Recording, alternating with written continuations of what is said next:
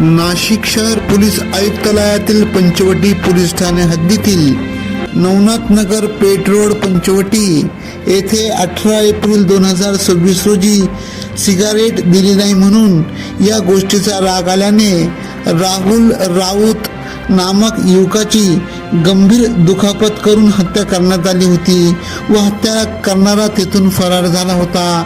याबाबत पंचवटी पोलीस ठाण्यात गुन्हा दाखल होता।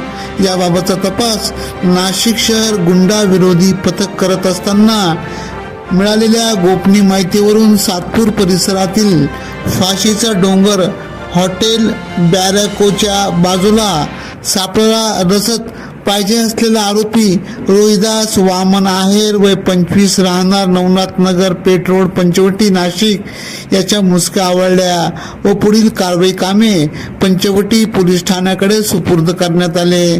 सदरची कामगिरी गुंडा विरोधी पथकाचे प्रभारी अधिकारी पोलीस उपनिरीक्षक संदीप पवार यांच्या मार्गदर्शनाखाली पोलीस अंमलदार विजय सूर्यवंशी, प्रदीप ठाकरे, अविनाश देवळे, राजेश राठोड, कल्पेश जाधव, अक्षय गांगुडे, गणेश भागवत, घनश्याम महाले, दयानंद सोनवणे, सुनीता कवडे यांनी केली।